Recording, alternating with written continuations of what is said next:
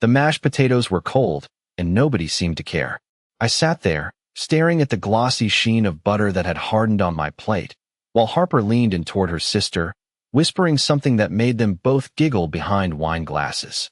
Her dad was telling another long-winded story about his golf swing like it was the State of the Union address, and her mother kept glancing at me the way someone might eye a roach they're pretending not to notice. And still I stayed. I smiled. I nodded in all the right places. I even complimented the green bean casserole, which tasted like it had been seasoned with printer paper. Because that's what I do. I survive these family dinners by blending in, shrinking myself down into a man-shaped decoration. But tonight wasn't like the others. Tonight, Harper came prepared. I should have seen the signs, the new dress she forgot to tell me she bought, the blowout hairstyle she only reserves for weddings or job interviews, the way she asked me 5 times if I really wanted to come. I thought she was nervous because her parents can be cruel. I didn't realize she was staging a public execution. She waited until the room got quiet. Right after the waiter cleared the plates, and everyone leaned back with their wine and satisfaction. That's when she set her glass down with a little clink, straightened her back, and said, "I've made peace with the fact that I outgrew this marriage a long time ago." Just like that. No build-up. No warning. Just confession by ambush. For a moment, the silence was thick. Confused smiles twitched across faces. Her mom tilted her head like a parakeet that heard thunder. Her sister beamed. Her father muttered something under his breath that I swear sounded like finally. And me? I stared at Harper. At the woman I used to think was just lost, just overwhelmed, just burnt out. I'd been so patient. So stupidly, loyally patient. I didn't say a word. I just stood up, pushed in my chair, politely, like a damn gentleman, and walked out of that house without taking my coat or my pride. And the part that burned the most? No one followed. She didn't even blink. I drove without a destination. Just kept going, headlights cutting through the black December cold while my thoughts chased each other in circles. Her words echoed louder with every mile. I've made peace with the fact that I outgrew this marriage. What kind of person drops a bomb like that between dessert and coffee, in front of her entire family, without a shred of hesitation? I didn't cry. Not at first. I was too numb. The kind of numb that makes you think you're fine, until you're gripping the steering wheel so hard your knuckles go white, and you realize your jaw has been clenched for half an hour. I ended up in a gas station parking lot 2 towns over, just sitting in the car with the engine running and a sad little Christmas song playing on the radio.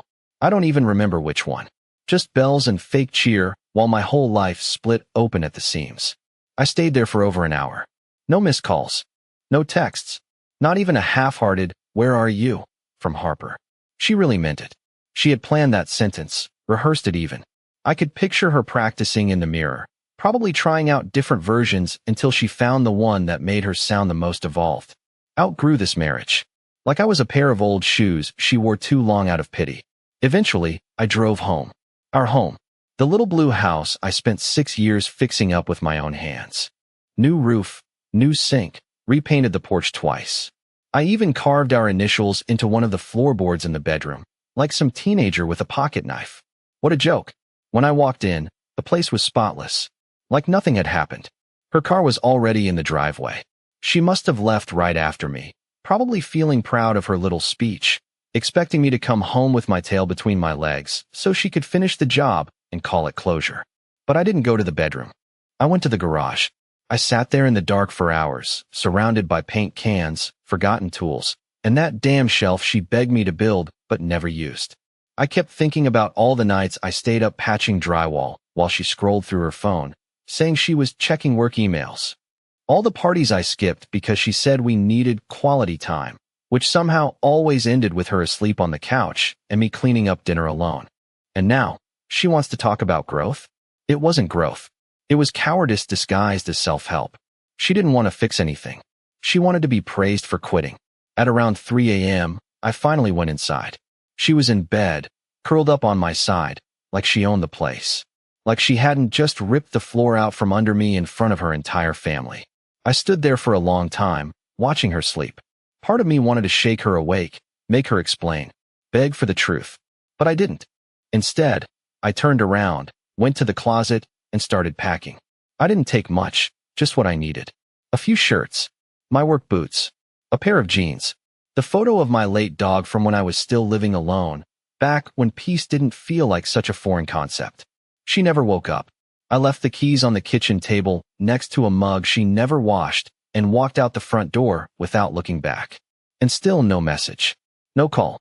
That's when it hit me. She didn't need to check if I was okay, because she never truly cared if I was. By sunrise, I was sitting in a rundown roadside diner with greasy vinyl booths and coffee that tasted like burnt hope. The waitress called me sweetheart, in that exhausted way people do when they've been up all night serving strangers with their own quiet tragedies. I must have looked like hell. I felt worse. I kept checking my phone. I don't even know why. Muscle memory, maybe. Habit. Conditioning. I kept thinking, she's going to text. Maybe not to apologize, but to say something, anything. Where are you? Come home. Even we need to talk. But there was nothing. Just the little digital void where a message should have been. I sat there for 3 hours, nursing the same cold coffee, going over everything in my head like a crime scene. I kept asking myself if I'd missed the signs. But no, I saw the signs. I just didn't want to admit what they meant. Like how she always found a way to compare me to her friends' husbands. The lawyer, the guy who just made partner, the one who buys surprise spa weekends and calls his wife, baby, in front of strangers. I was never flashy enough, never ambitious enough. I work with my hands. I come home tired, and I show love in small, quiet ways. Fixing the sink before she notices it's leaking, picking up the chocolate she likes when she's had a hard day, warming her side of the bed in winter. But I guess that kind of love doesn't photograph well for Instagram. And then there were the changes, the ones she didn't think I noticed. The way she always kept her phone on Do Not Disturb when I walked in the room. The sudden obsession with girls' nights, even though she used to hate going out. The gym membership she swore was about mental clarity, but came with brand new leggings and a personal trainer named Kyle who apparently only communicates via winking emojis. And me? I swallowed it all. Every excuse. Every vague answer. Every late night, where she came home smelling like a bar I'd never been invited to. I told myself I was being paranoid, insecure. I told myself this is what marriage looks like after a few years. It's normal. God, I was such an idiot. After the diner, I didn't go to work. I couldn't. I called in, told them I had a family emergency. That wasn't a lie, was it? A marriage dying in real time. That qualifies, right? Instead, I drove to a cheap motel on the edge of town. Cash only, no questions asked. The kind of place where the lights flicker when you plug in your phone and the blankets feel like they've been washed in sand. But it was quiet. And for once, I didn't feel judged for breathing too loud. That night, I finally turned off my phone. I couldn't stand looking at that blank notification screen anymore. I needed silence, not the kind Harper weaponized during our arguments, but the real kind. The kind that doesn't expect anything from you. And in that silence, I realized something I'd never had the courage to admit out loud. I wasn't afraid of losing her. I was afraid of admitting she lost me a long time ago. She just finally said it out loud before I could. But here's the twist. She thought I'd crumble. She thought I'd wait. She thought I'd sleep in the truck outside like some pathetic puppy waiting to be let back in. She had no idea what silence really looks like. By the second morning, something shifted. Not in her, in me.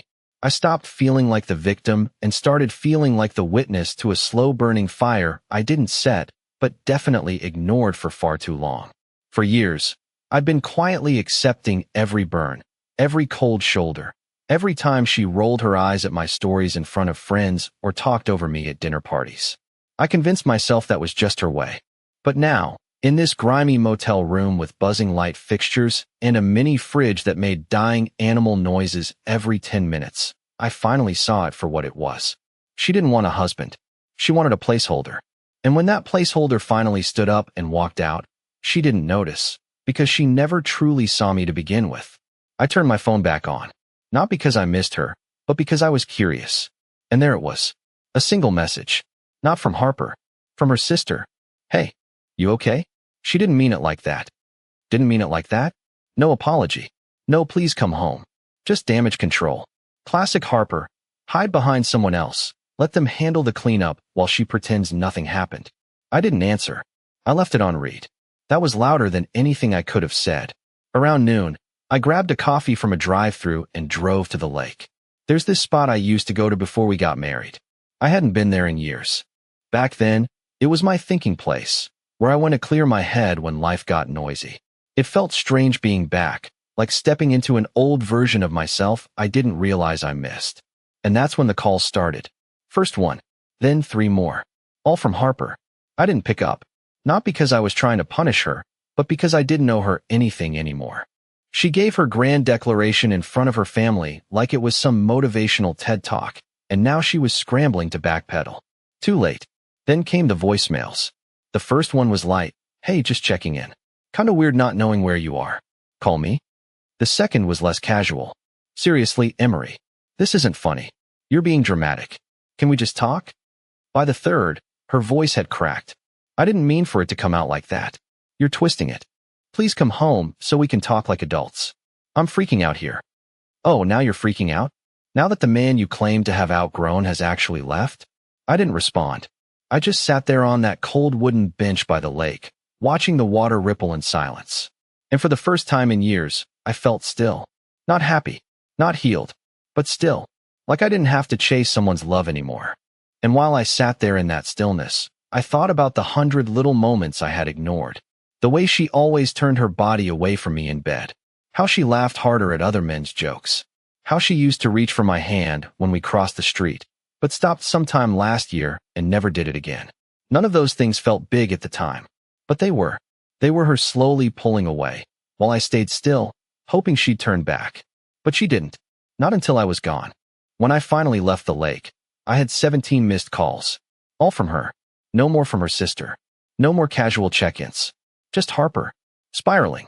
And I realized something else as I drove back to the motel. I wasn't running from her. She was chasing the version of me she thought would never leave. That night, she showed up. I heard the knock before I even saw the car. It was soft at first, like maybe she wasn't sure if she wanted me to answer. I didn't move. Just stared at the chipped motel ceiling, heart hammering against my ribs like it was trying to escape the room. The knock came again, harder this time, followed by her voice, muffled, desperate, rehearsed, and still somehow wrong. Emery, I know you're in there. Please, we need to talk. That word hit me sideways. Now we need to talk? After she stood up in front of her entire family and declared that I was a phase she had outgrown, like a part-time job in college? Now it's a we problem? She kept knocking. I didn't mean to say it like that. You caught me off guard. It was supposed to sound strong, empowered. I wasn't trying to humiliate you. I could hear her pacing on the sidewalk. Her voice got shaky. Just open the door. Please. I've barely slept. I didn't expect you to just disappear. That wasn't what I wanted. That last line stuck with me. Not what she wanted. That's all it ever was with her. What she wanted. What made her feel powerful. What made her look independent and admirable in front of her shallow, corporate family. She never thought for a second what it would feel like for me to sit at that table, surrounded by people who never respected me, and hear my wife announce that I was some emotional training wheels she was finally ready to toss aside. And now she was here, crying outside a cheap motel at midnight, probably hoping I'd be the same spineless doormat who used to apologize just to keep the peace. But something had changed in me the moment I walked out of that dinner. I felt it growing, piece by piece. Every hour she stayed silent afterward, every message that didn't come until I broke the silence. I stayed in bed. I didn't speak. I didn't move. I let her knock, and call my name one more time like it was some sacred chant that used to bring me running. But not this time. Not again. Eventually, she left. The headlights faded. The engine revved. And just like that, she was gone. I stared at the door for a long time after that. Part of me expected her to come back, pound the door like in the movies, scream through tears, and confess every lie, every half-truth, every way she'd been slowly detaching herself from our life, while I bent over backward to keep it all stitched together. But no, Harper wasn't built for confession. She was built for control. And when control slips through her fingers, she doesn't chase, she recalibrates. The next morning, I woke up to an email. Subject line, can we meet for breakfast? As if this was a scheduling conflict. As if my heartbreak could be penciled in between Pilates and errands. No apology, no depth. Just an offer to talk like none of it had happened in front of 10 people and a creme brulee. I didn't reply. Instead, I booked another 2 nights. Paid in cash. No forwarding address. No note. She wanted the last word in front of her family. She got it. Now, She could sit with it. 2 days passed. No more knocks. No more calls. Just the silence she once used like a weapon, now turned against her. It was strange how quickly the ache in my chest started to feel more like relief. I hadn't realized how heavy things had been until I'd stepped outside of them. That house, that marriage, her constant mood swings masquerading as depth. I had been suffocating in slow motion for years, calling it love because I didn't know any better. But what happened next still caught me off guard. I had gone out early that morning to grab coffee. Not from the motel lobby. That sludge was an insult to caffeine, but from this little roadside cafe run by a guy named Mitch who knew how to make strong coffee and shut up about politics. I was halfway through my second cup when I got a message from a number I didn't recognize. It was a screenshot. At first, I thought it was a mistake, maybe a scam or some spammy text. But no, I opened it, and there she was, Harper, sitting in what looked like a bar, her hand on the thigh of a man I'd never seen before. He was leaned in close, whispering something in her ear. She was laughing. Too hard. The kind of laugh that wasn't casual. The kind of laugh that had intention behind it. Beneath the image, one line. You deserve to know what she's been doing while pretending to be heartbroken. No name. No follow-up. Just that. I stared at the photo for a long time, my thumb hovering over it like if I pressed too hard, the whole thing might shatter. Part of me wanted to delete it. Pretend I hadn't seen it. Pretend she hadn't already moved on while I was still sitting in motel silence, wondering if I had overreacted. But deep down, I already knew. I knew the signs, the distance, the late nights. I knew she wasn't texting her sister at 11 p.m.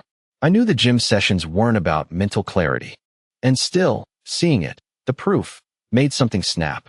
Not in anger, not in heartbreak, but in understanding. Harper hadn't made a mistake at that dinner. She had delivered a speech. A rehearsed performance. She wasn't panicked because she lost me. She was panicked because I didn't stick around long enough to keep playing my role in her carefully curated narrative. The loyal, boring husband she could quietly betray while still looking like the strong, empowered woman who tried her best. That picture ruined her timing. She wanted to control the breakup and the story afterward. She wanted to say, he couldn't handle my growth, and have her friends nod and say, you were too much for him anyway. But now, with that photo, the truth was out. At least to someone. I thought about sending it to her. Thought about replying with just the screenshot and no words. But then I remembered the way she didn't even flinch when I walked out. The way she said we need to talk like I was the one who owed her something. And I realized I didn't need to expose her. She was already unraveling on her own. Later that night, I got a second message. Same number. This time it was a short video. Her. At the same bar. Same guy. Except this time, they were kissing. Sloppy, messy, in public.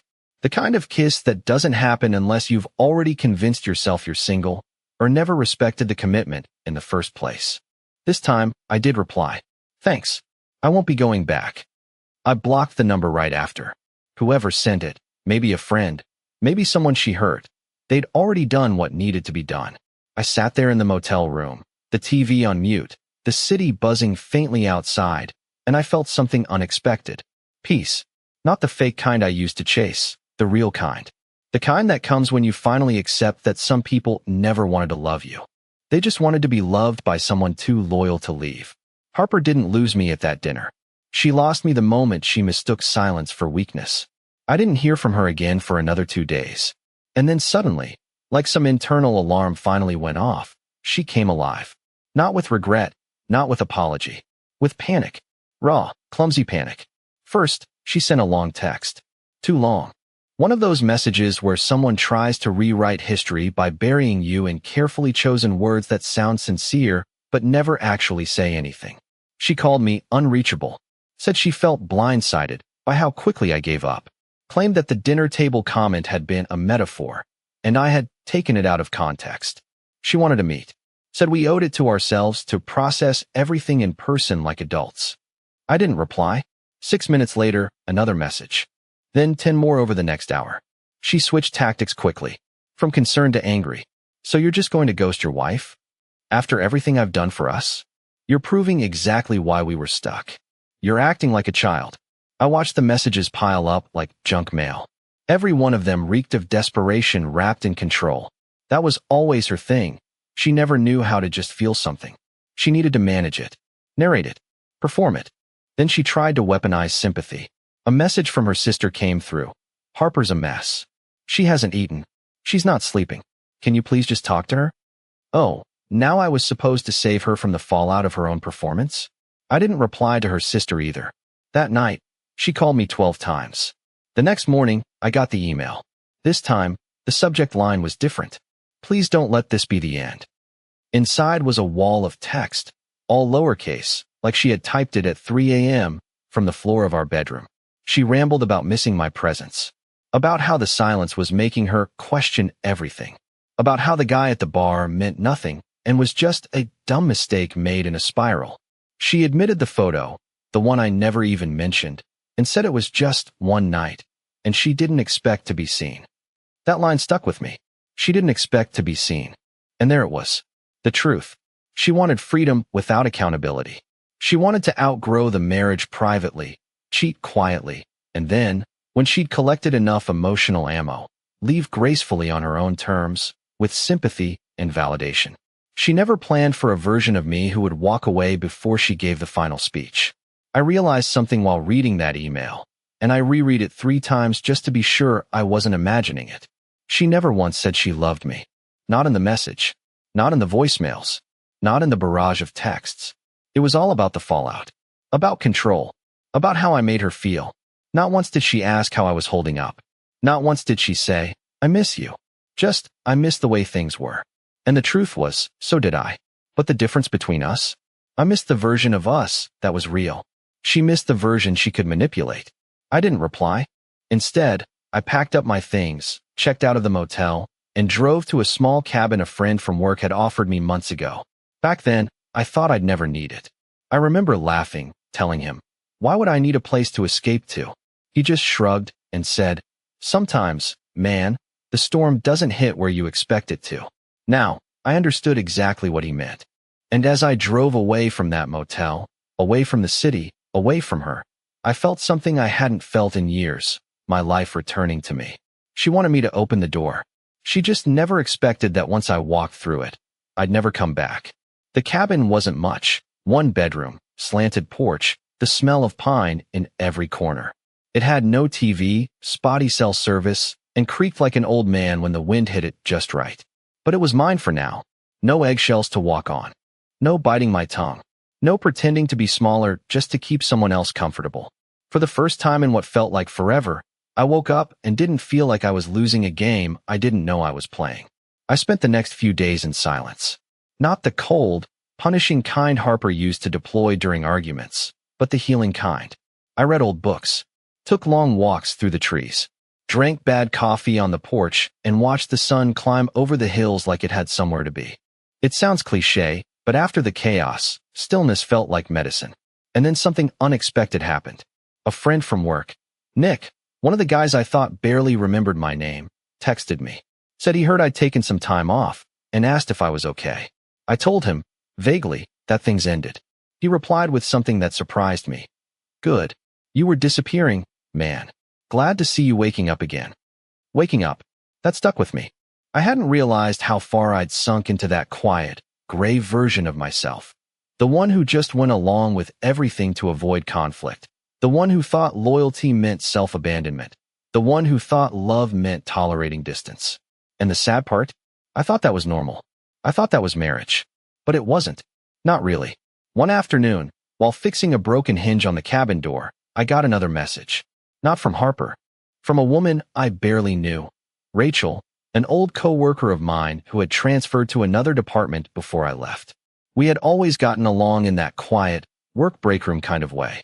She said she'd heard I was going through a rough patch and offered to bring up some groceries next time she passed through the area. I said yes, more out of politeness than anything else. She showed up the next day with coffee, a bag of essentials, and that calm energy I hadn't felt in years. Not performative, not chaotic, just real. We sat on the porch for hours, talking about nothing. I told her the truth about what happened, not the sugar-coated version. She didn't flinch, didn't try to fix it, just listened. When she left, she smiled and said, "You're not broken. You're just finally out of the wrong place." And I realized she was right. Harper did me a favor that night at the dinner table. It didn't feel like it at the time. It felt like betrayal served with wine and polite applause.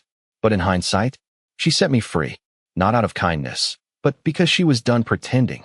And as cruel as it was, it forced me to stop pretending too. I never went back. Never replied to the last email she sent, the one where she said, "I think we rushed things. I just needed space." She didn't need space. She needed an exit, and she didn't expect me to take it before she was done decorating the story. Instead, I rebuilt. Quietly, patiently, honestly. And months later, Rachel and I were still talking. Still slow. Still simple. No games. No power struggles. Just two people who meet each other where they are, not where they're trying to impress from. So yeah, she said one sentence at a dinner table and thought I'd break. Instead, I finally breathed. Let her tell her version. Let her spin it how she needs to. But I know the truth. She lost someone who would have done anything to love her right. And I found someone who never asked me to beg for love in the first place.